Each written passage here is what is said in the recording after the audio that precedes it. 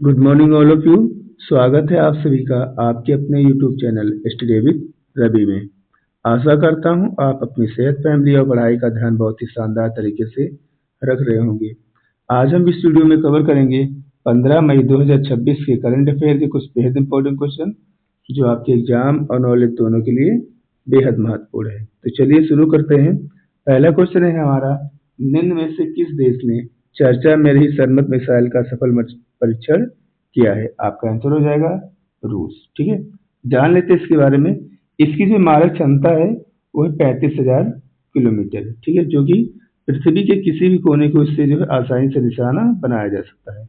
ये मिसाइल अपने साथ में 1 या 10 या उससे अधिक परमाणु वारहेड को आसानी से ले जाने में पूरी तरीके से सक्षम है और इसे इस प्रकार जो है डिजाइन किया गया है कि ये दुनिया के किसी भी आधुनिक एंटी मिसाइल डिफेंस सिस्टम को आसानी से भेज सकती है। तो याद रखिएगा। ठीक है, इसको किसने बनाया हुआ है? इसको रसिया ने भी बनाना स्टार्ट किया है और ये इस साल के अंत तक पूरी तरीके से जो है बन जाएगी। तो याद रखिएगा, सरमत मिसाइल रसिया। ठीक है, चलिए आगे बढ़ते हैं अगले क्वेश्चन की तरफ। स्वपन साधन बोस का 70 वर्ष की आयु में जो है निधन हो गया। उनका संबंध किस खेल से था? तो आपका आंसर हो जाएगा फुटबॉल। ठीक है, जान लेते हैं के बारे में। अभी 12 मई 2026 को, ठीक है, दिल का दौरा पड़ने से इनका जो है कोलकाता में निधन हो गया। ठीक है, ये जो है एक बहुत अच्छे फुटबॉल के खिलाड़ी भी थे और साथ में सफल व्यवसायी भी थे और 2005 और 2012 में ये जो है टीएमसी की तरफ से राज्यसभा सांसद के रूप में इनको भी चुना गया था। तो याद रखिएगा। ठीक है, इंपॉर्टेंट है, क्वेश्चन है, पूछा जा सकता है। चलिए आगे बढ़ते हैं अगले क्वेश्चन की तरफ। अगला क्वेश्चन है हमारा, ओमान में भारत का नया राजदूत किसे नियुक्त किया गया है? आपका आंसर हो जाएगा प्रशांत किसे। ठीक है, याद रखिएगा, इंपॉर्टेंट है। अगर विनय मोहन कात्रा की अगर बात की जाए, ये प्रेजेंट टाइम में यूएसए में भारत के राजदूत हैं। ठीक है, और तरनजीत सिंह सिंधु ये पूर्व जो है यूएसए में भारत के राजदूत थे। ठीक है, ये भी याद रखिएगा। और गोपाल वागले की अगर बात की जाए तो ये जो है प्रेजेंट टाइम में ऑस्ट्रेलिया में भारत के राजदूत हैं। ठीक है, तो ये चारों इंपॉर्टेंट है, याद रखिएगा। ठीक है, तो अभी ओमान में भारत का नया राजदूत जो है गोपाल पीछे को बना दिया गया है। चलिए आगे बढ़ते हैं, याद रखिएगा। ठीक है, ये 1995 बैच के आईपीएस ऑफिसर हैं। इन्होंने जो है जीवी श्रीनिवासन का स्थान लिया है।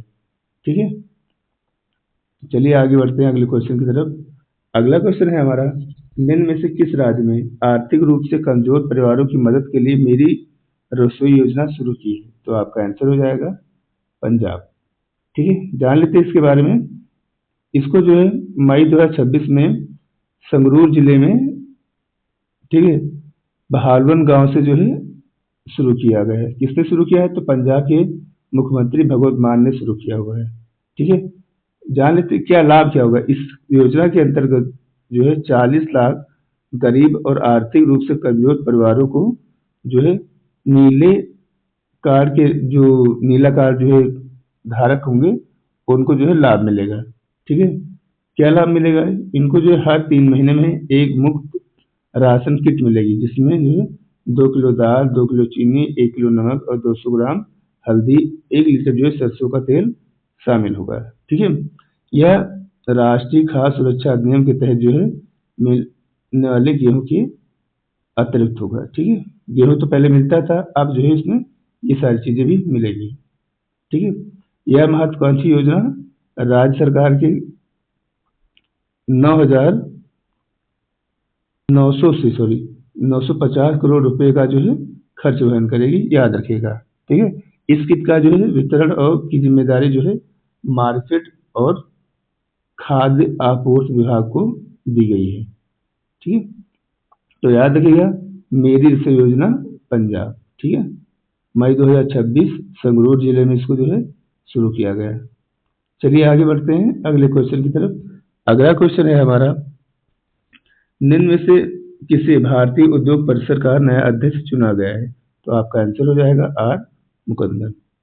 जान लेते हैं इनके बारे में। ठीक है, टाटा केमिकल्स के एमडी और सीईओ आर मुकुंदन को जो है वर्ष 2026 और 27 कार्यकाल के लिए जो है अध्यक्ष जो है इनको चुन लिया गया है।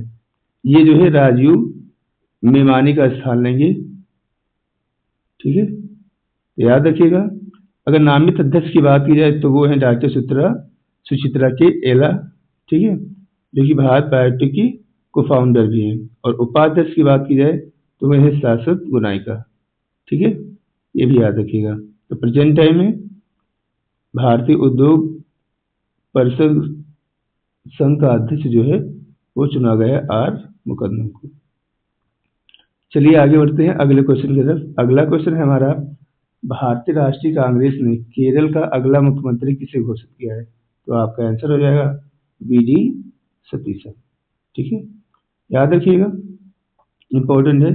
अभी रिसेंट 2026 में वहाँ पे जो विधानसभा के इलेक्शन हुए हैं। ठीक है, तो कांग्रेस के नेतृत्व वाली यूनाइटेड डेमोक्रेटिक फ्रंट पार्टी ने जो 140 में से 102 सीटें जो है हासिल करके एक शानदार जीत हासिल की है। और वहाँ का जो है अभी प्रेजेंट टाइम में नया मुख्यमंत्री वी.डी. सतीशन को चुना गया है, जो कि केरल के 13वें मुख्यमंत्री के रूप में 18 मई 2026 को शपथ लेंगे। याद रखिएगा। ठीक है, और केरल का अब नाम जो है केरलम हो गया है, ये भी याद रखिएगा। ठीक है, अभी रिसेंट में जो इलेक्शन हुए वहाँ से याद रखिएगा। तमिलनाडु का जो सीएम जो है सी जोसेफ विजय को, वेस्ट बंगाल का शुभेंदु अधिकारी को। ठीक है, और पांडिचेरी का जो सीएम जो है सी रंगासामी को बनाया गया है, और केरल का वी.डी. सतीशन को बना दिया गया है। और बिहार के सीएम जो है अभी वहाँ पर ये हुआ है कि नीतीश कुमार जी राज्यसभा चले गए हैं, तो उनकी जगह पे जो है सम्राट चौधरी को वहाँ का सीएम बना दिया गया है। ठीक है, तो याद रखिएगा, ये सब चीज़ें आपके एग्जाम पर्पज से बेहद ज़्यादा इम्पोर्टेंट है। चलिए आगे बढ़ते हैं। केरल की बात की जाए तो यहाँ की राजधानी तिरुवनंतपुरम है। फॉर्मेशन इसका 1 नवंबर 1956 को हुआ था। ठीक है, जो कि भाषी आधार पर हुआ था। और यहाँ का राष्ट्रीय खेल की बात की जाए तो यहाँ का राष्ट्रीय खेल वॉलीबॉल है। ठीक है, और राष्ट्रीय पक्षी की बात की जाए तो ग्रेट हॉर्नबिल यहाँ का जो है राष्ट्रीय पक्षी है, जिसे हिंदी में महान धनेश भी कहा जाता है। ये भी याद रखिएगा, इंपॉर्टेंट चीजें हैं। तो चलिए आगे बढ़ते हैं अगले क्वेश्चन की तरफ। भारत ने चीनी के निर्यात पर रोक कब तक लगाई है? आपका आंसर हो जाएगा 30 सितंबर 2026। ठीक है, क्यों लगाई है ये भी जान लेते हैं। अभी जो है इसका जो निर्यात लगाने का जो मेन मकसद है वो है कि घरेलू बाजार में चीनी की पर्याप्त मात्रा को जो उपलब्धता है उसको सुनिश्चित करना, कीमतों को नियंत्रित रखना और खाद्य सुरक्षा को जो है मजबूत करना, ये इसका मेन उद्देश्य अभी तक बताया जा रहा है। ठीक है, इसके निर्यात के रोकने के लिए। और भारत सरकार ने चीनी के निर्यात को प्रतिबंधित श्रेणी से हटाकर जो है निषिद्ध श्रेणी में डाल दिया है। इसके तहत कच्ची चीनी, सफेद चीनी और रिफाइंड चीनी के निर्यात पर पूरी तरीके से रोक लगा दी गई है। ठीक है, तो याद रखिएगा कब तक के लिए निर्यात पर रोक लगाई है, तो वो लगाई गई 30 सितंबर 2026 तक जो है निर्यात पर रोक लगा दी गई है। याद रखिएगा। ठीक है, ये इसके रीजन से। आगे बढ़ते हैं अगले क्वेश्चन की तरफ। हाल ही में 29वां ला लीगा खिताब किस टीम ने जीता है? आपका आंसर हो जाएगा बार्सिलोना। ठीक है, इसने जो है रियल मैड्रिड को हराकर जो है ये खिताब जीता है। ठीक है, अगर पूछ लिया जाए 29वें ला लीगा खिताब का उप विजेता कौन है, तो याद रखिएगा वो है रियल मैड्रिड, और विजेता बार्सिलोना बन गया है, ये भी याद रखिएगा। ठीक है, अभी मई 2026 में जो है बार्सिलोना ने एल क्लासिको मतलब फाइनल मुकाबले में रियल मैड्रिड को 2-0 से हराकर जो है 29वां ला लीगा खिताब अपने नाम कर लिया है। ठीक है, इस टूर्नामेंट की शुरुआत की अगर बात की जाए तो ये टूर्नामेंट 10 फरवरी 1929 को पहली बार खेला गया था, और पहली बार विजेता जो है बार्सिलोना बना था। ठीक है, और इसने अपने चिर प्रतिद्वंदी रियल मैड्रिड को ही हराकर जो है इतिहास का पहला खिताब अपने नाम किया था। ठीक है, इसमें टोटल 10 टीमें जो है पार्टिसिपेट करती हैं।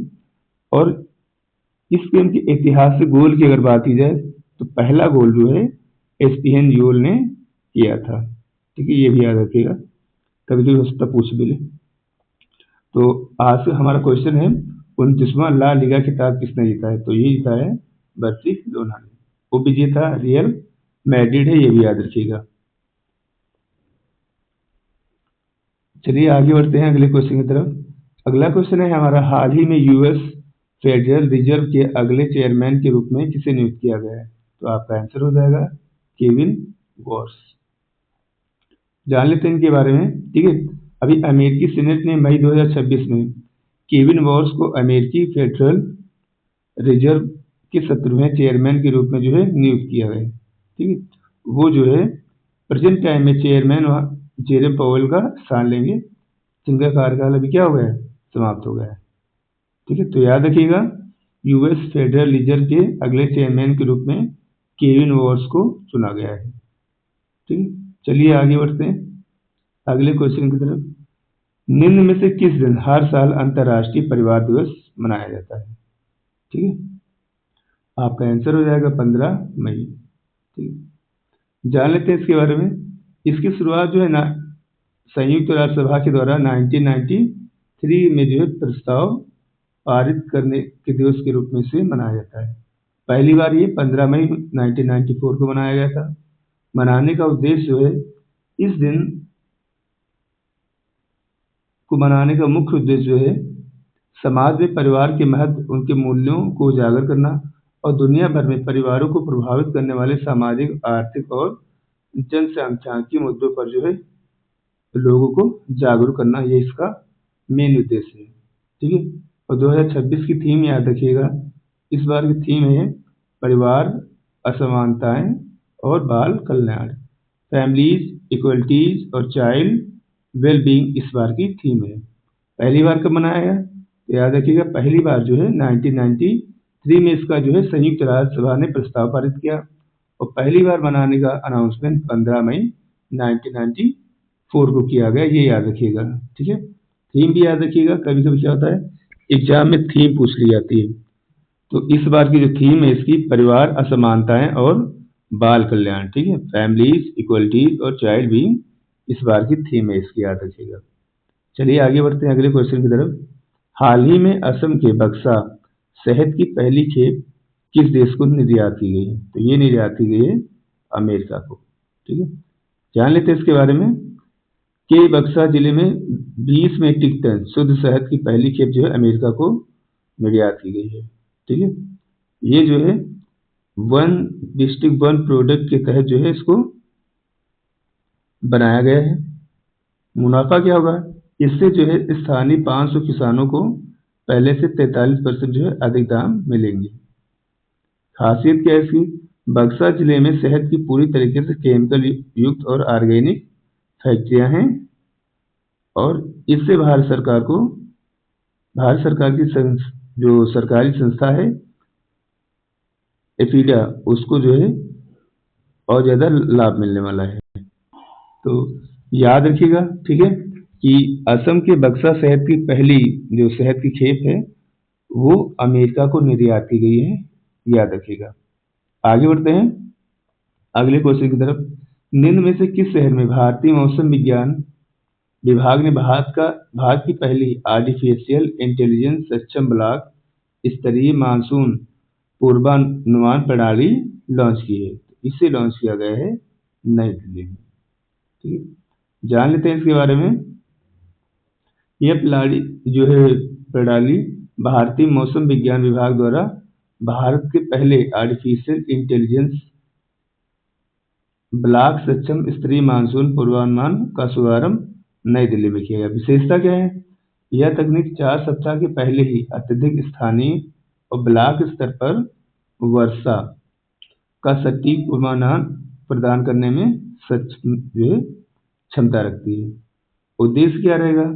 इसका मुख्य उद्देश्य किसानों को कृषि योजना और मौसम की अनिश्चितताओं से निपटने में जो है मदद प्रदान करेगा। तो याद रखिएगा IMD ने भी, ठीक है, पहले AI सक्षम ब्लॉक स्तरीय मानसून पूर्वानुमान प्रणाली का शुभारंभ नई दिल्ली में किया हुआ है।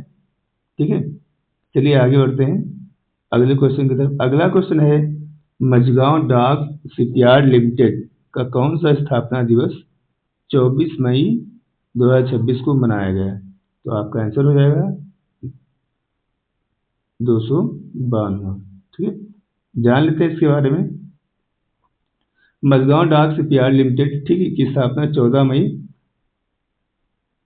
1774 को हुई थी, जो कि एक छोटा सा ड्राई डॉक के रूप में इसको शुरू किया गया था। प्रेजेंट टाइम में 14 मई 2024 को इसका जो है 250वां स्थापना दिवस मनाया गया और अभी 14 मई 2026 को इसका 252वां स्थापना दिवस मनाया गया है। तो याद रखिएगा। ठीक है, अच्छा याद रखिएगा जी, मझगांव डाक शिपयार्ड काम क्या करता है? ये जो है भारतीय रक्षा मंत्रालय के प्रशासनिक नियंत्रण का कार्य करता है, याद रखिएगा। ठीक है, इसका मुख्यालय मुंबई में है। तो ये मुख्य रूप से जो है युद्ध तोपों का निर्माण करना, पनडुब्बियों का निर्माण करना और व्यावसायिक जहाज की मरम्मत करना, ये इसका मेन काम रहता है। ठीक है, तो अभी इसका 214 मई को 252वां स्थापना दिवस मनाया गया है और 2024 में इसका 250वां स्थापना दिवस मनाया गया था। पहले बहुत छोटे से डाई ड्राग के रूप में इसकी शुरुआत की गई थी। प्रेजेंट टाइम में ये भारत का जो है बहुत मेन इंपॉर्टेंट शिपयार्ड बन गया है, याद रखिएगा। ठीक है, मुख्यालय मुंबई में। चलिए आगे बढ़ते हैं। तो आज के सेशन में इतना ही। अगर आपको हमारा सेशन अच्छा लगा है तो वीडियो को लाइक कर दीजिएगा, शेयर कर दीजिएगा और चैनल को सब्सक्राइब कर लीजिएगा। मिलते हैं अगले वीडियो में, तब तक के लिए टेक केयर, बाय बाय।